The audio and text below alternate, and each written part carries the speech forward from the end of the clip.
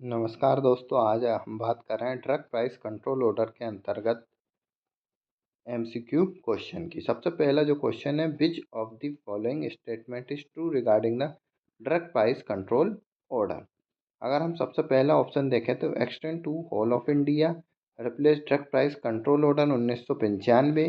Third option अगर हम यहाँ पर देखें तो इफेक्टिव फ्रॉम 15 मई 2013। लास्ट है ऑल ऑफ दी अबव।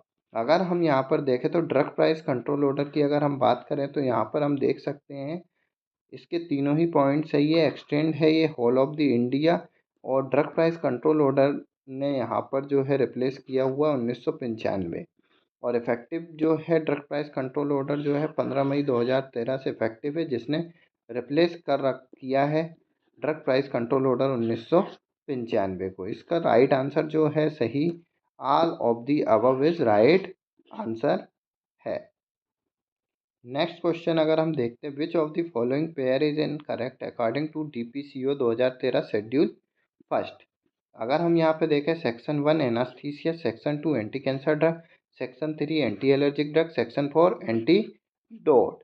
अगर हम यहाँ सबसे पहले बात करें से शेड्यूल 1 की, तो शेड्यूल 1 जो है as per drug price control order, जिसके अंतर्गत यहाँ पर NLEM की लिस्ट होगी। NLEM मतलब contain national list of essential medicine. NLEM means national list of essential medicine, जिसके अंतर्गत कुल 27 सेक्शन में डिवाइडेड है। ऑप्शन अगर हम यहाँ पर देखते हैं तो section 1 anaesthesia, section 2 anti cancer drug, section 3 anti allergic, section 4 antidote. तो अगर हम यहाँ क्वेश्चन देखते हैं तो ड्रग प्राइस कंट्रोल ऑर्डर 2013 के शेड्यूल 1 के अकॉर्डिंग सेक्शन अगर हम देखें तो सेक्शन 1 जो है वो सही है, एनास्थीसिया ड्रग कंटेन करता है। जबकि सेक्शन 2 के अंतर्गत अगर हम देखें तो एंटी कैंसर ड्रग नहीं होता है। सेक्शन 2 जो होता है एनाल्जेसिक, एंटीपायरेटिक और NSAID ड्रग कंटेन होता है, लिस्ट होती है। जबकि सेक्शन 3 यहाँ पर सही है, anti allergic drugs and anaphylaxis medicine. जबकि सेक्शन 4 की अगर हम बात करें तो ऐसे ड्रग जो एंटीडोट्स और अदर ड्रग जो पॉइजनिंग के अंतर्गत यूज़ होते हैं। तो अगर हम इसका राइट आंसर देखें तो सेक्शन 2 इसका राइट आंसर है, जो कि गलत मिसमैच है, इनकरेक्ट पूछा था। तो सेक्शन 2। अगर हम एंटी कैंसर ड्रग्स की अगर हम बात करते हैं कि एंटी कैंसर ड्रग्स कौन से सेक्शन के अंतर्गत आता है, तो हम देख सकते हैं यहाँ पे एंटी कैंसर और एंटी नियोप्लास्टिक ड्रग अगर हम देखें तो सेक्शन 8 के अंतर्गत anti cancer, anti neoplastic, immunosuppressive medication use in palliative care section 8 के अंतर्गत आता है। नेक्स्ट क्वेश्चन अगर हम यहाँ पर देखते हैं, which of the following pair is incorrect according to drug price control order 2013 schedule first of the section. Option अगर हम यहाँ देखते हैं, section 17 GIT medicine, section 19 immunoglobin, section 20 muscle relaxant और नॉन। अगर हम यहाँ पर देखें, सेम यहाँ पर देख चुके हैं कि शेड्यूल 1 जो होगा ड्रग प्राइस कंट्रोल ऑर्डर का, वहाँ पर national list of medicine NLEM की लिस्ट कंटेन करता है, जैसा कि हमने देखा है। और टोटल 27 सेक्शन यहाँ पर होते हैं। अगर हम यहाँ पर देखें सेक्शन 17, तो ये सही है। सेक्शन 17 जो होता है GIT मेडिसिन जिसके अंतर्गत होती है। जबकि सेक्शन 19 की अगर हम बात करें वो भी सही यहाँ पर इम्यूनोग्लोबुलिन है। जबकि सेक्शन 20 की अगर हम बात करें तो यहाँ पर सेक्शन 20 भी सही है, muscle relaxant and cholinesterase inhibitor section 20 के अंतर्गत होते हैं। Cholinesterase inhibitors drug. तो यहाँ पर कोई भी ABC तीनों ही ऑप्शन मैच है, इनकरेक्ट नहीं है। तो इसका राइट आंसर जो दिया है नॉन, यहाँ पर राइट आंसर होगा। Fourth is right answer. Next अगर हम यहाँ पर देखें, according to the schedule second of drug price control order 2013 which of the proforma for the price list. अगर हम यहाँ पर अब देखते हैं second schedule according to drug price control order, तो सेकंड शेड्यूल की अगर हम बात करें यहाँ पर, तो सेकंड शेड्यूल के अंतर्गत हम देख सकते हैं वेरियस प्रोफार्मा होते हैं, वेरियस प्रोफार्मा एंड फॉर्म।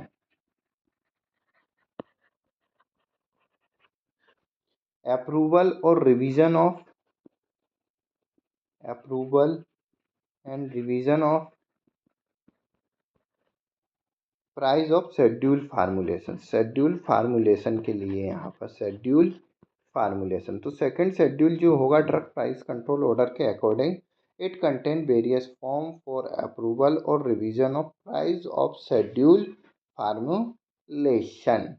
अगर हम यहाँ पर ऑप्शन अब सबसे पहले देखते फॉर्म 1, फॉर्म 3, फॉर्म 5 और फॉर्म 4। फॉर्म 1 की अगर हम बात करें यहाँ पर, तो हम देख सकते हैं यहाँ पर फॉर्म 1 जो होगा प्राइस फिक्सेशन के लिए होगा, प्राइस फिक्सेशन और रिवीजन। शेड्यूल 1 शेड्यूल 2 के अंतर्गत फॉर्म 1 या प्रोफार्मा 1 की अगर हम बात करें, price fixation and revision of price of new drug, that is form 1। जबकि अगर हम फॉर्म 3 की अगर हम बात करें, तो फॉर्म 3 जो होगा क्वार्टरली रिटर्न रहेगा यहाँ पर, प्रोडक्शन और इंपोर्ट के लिए यहाँ पर फॉर्म रहेगा क्वार्टरली रिटर्न।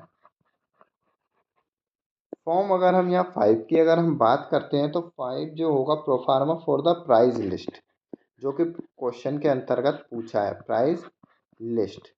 और प्रोफार्मा 4 जो होगा वो डिसकंटिन्यूएशन ऑफ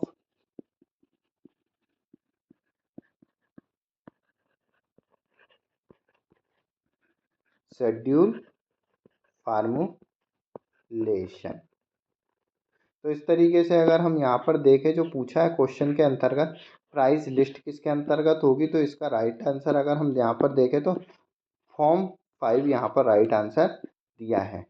नेक्स्ट क्वेश्चन अगर हम चलते हैं, schedule 1 of the drug price control order contain the national list of essential medicine 2011 divided into 20 section, 25 section, 27 section, 32 section. हमने इसका पहले भी देख चुके हैं। इसका राइट आंसर जो है 27 सेक्शन यहाँ पर दिया है। तो शेड्यूल 1 जो होगा ड्रग प्राइस कंट्रोल ऑर्डर, उसके अंतर्गत जो होगा national list of essential medicine होगी, जो डिवाइडेड होगा 27 सेक्शन के अंदर। नेक्स्ट क्वेश्चन पे अगर हम चलते हैं, MRP of schedule formulation is calculated by which of the formula. Schedule formulation की एमआरपी, तो यहाँ पर एक फार्मूला दिया है, selling price plus local taxes, selling price only, retail price plus local taxes, retail price only. अगर हम इसका राइट आंसर देखें, तो इसका राइट आंसर जो है फर्स्ट आंसर है। अगर हम एमआरपी ऑफ शेड्यूल फार्मूलेशन की बात करें, एमआरपी ऑफ शेड्यूल फार्मूलेशन, तो उसके लिए जो फार्मूला है वो selling price plus local taxes है। जबकि अगर हम यहाँ पर एमआरपी ऑफ न्यू ड्रग की अगर हम बात करें, एमआरपी ऑफ न्यू ड्रग, तो उसके लिए जो फार्मूला है वो हम देख सकते हैं, retail price plus local taxes. तो यहाँ पर दो फार्मूला हम देख सकते हैं। सबसे पहले जो फार्मूला है एमआरपी ऑफ शेड्यूल फार्मूलेशन, तो selling price plus local taxes है। जबकि अगर हम दूसरा देखें यहाँ पर, MRP of new drug, retail price plus local taxes यहाँ पर दूसरा फार्मूला दिया है।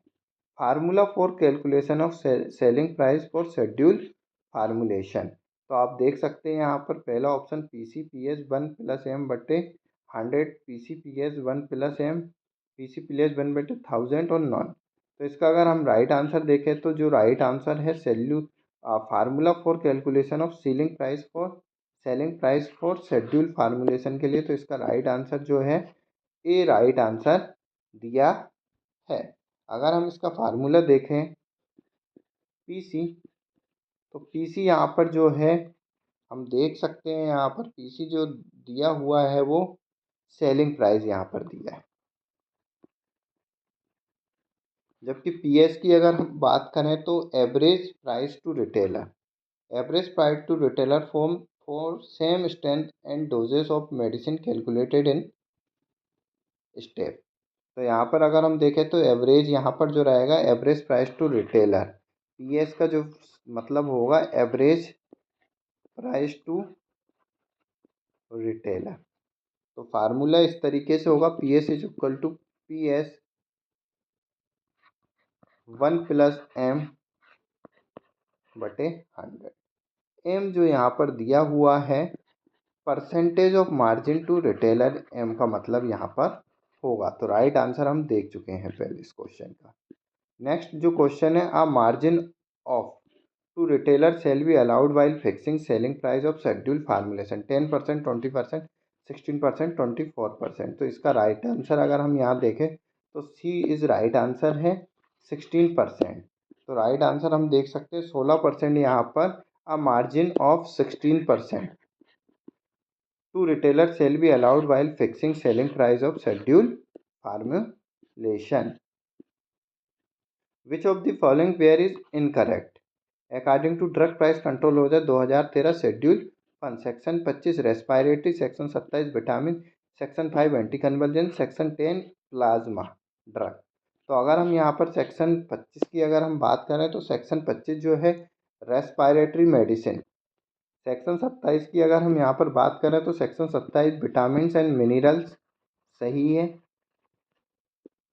जबकि सेक्शन 5 की अगर हम बात करें यहाँ पर तो एंटी कन्वल्जेंट और एंटी एपिलेप्टिक ड्रग इसके अंतर्गत होंगे, एंटी एपिलेप्टिक ड्रग। सेक्शन 10 अगर हम यहाँ पर देखें तो इनकरेक्ट यहाँ पर सेक्शन 10 दिया हुआ है। सेक्शन 10 जो होता है मेडिसिन अफेक्टिंग ब्लड, यहाँ पर राइट आंसर रहेगा medicine affecting blood, that is in section 10।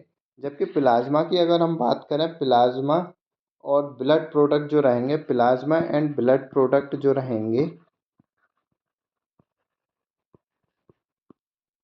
वो सेक्शन 11 के अंदर रहेंगे। तो इसका इनकरेक्ट जो था सेक्शन 10 था। लास्ट एक क्वेश्चन जो पूछा जाता है रिटेल प्राइस का फार्मूला, तो हम यहाँ पर रिटेल प्राइस का अगर हम फार्मूला देखें तो हम देख सकते हैं यहाँ पर retail price is equal to MC plus CC plus PM plus PC into 1 plus MAP बटे 100 प्लस ED यहाँ पर दिया है। इस फार्मूले से हम रिटेल प्राइस कैलकुलेट करते हैं। अगर हम यहाँ MC देखें तो मटेरियल कॉस्ट होगा, CC देखें तो कन्वर्जन कॉस्ट होगा, PM देखें तो पैकेजिंग मटेरियल कॉस्ट होगी और PC देखें तो पैकेजिंग चार्ज होगा। 1 यहाँ पर दिया है। MAPE का जो मतलब होता है maximum allowable post manufacturing expenses, ED excise duty. तो RP जो ये फार्मूला दिया हुआ है रिटेल प्राइस कैलकुलेशन के लिए, ये फार्मूला यूज होता है।